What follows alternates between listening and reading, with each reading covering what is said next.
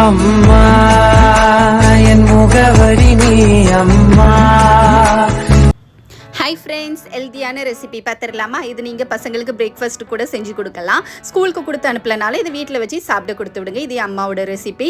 So அதுக்கு first இந்த உடச்ச உளுந்து இருக்கு பாருங்க, அதை தனியாக வறுத்து எடுத்துக்கோங்க. அண்ட் அரிசி, இந்த ரெண்டும் சம அளவு நான் எடுத்துருக்கிறேன். அரை கப் ரெண்டும் எடுத்து தனித்தனியாக வறுத்து ஆற வச்சு அரைச்சி வச்சுக்கோங்க. இந்த மாதிரி இந்த பவுடரை நம்ம சேவ் கூட பண்ணி வைக்கலாம். பெரவலேட்டர் கூட நம்ம இது யூஸ் பண்ணிக்கலாம். நான் இன்னைக்கு மொத்தமாக செய்ய போகிறேன். அதுக்கப்புறம் அது ஒரு மிக்சிங் பவுலில் மாற்றிட்டு தேவையான அளவு தண்ணி, இதை நல்லா கரைச்சி விடுற அளவுக்கு தண்ணி ஊற்றி நல்லா கிண்டி வச்சுக்கோங்க.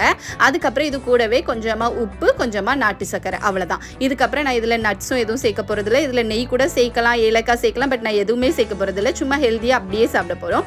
அதுக்கப்புறம் இதை நல்லா கிண்டி எடுத்துட்டு நம்ம வருத்தம் பாருங்க, அதே கடாயில் தேவையான அளவு தண்ணி ஊற்றிக்கோங்க. தண்ணி ஓரளவுக்கு நல்லா சூடானதுக்கப்புறமா நம்ம மிக்சிங் பவுலில் கரைச்சி வச்சுருக்கோம்ல, அதை அப்படியே கொட்டிக்கோங்க.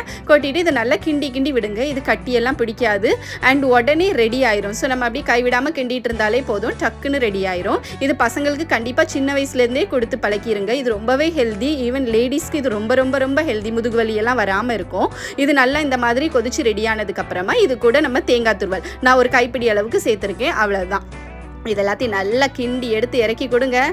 செம்மையாக இருக்குங்க. பிள்ளைங்க கண்டிப்பாக என்ஜாய் பண்ணி சாப்பிடுவாங்க. பாய்.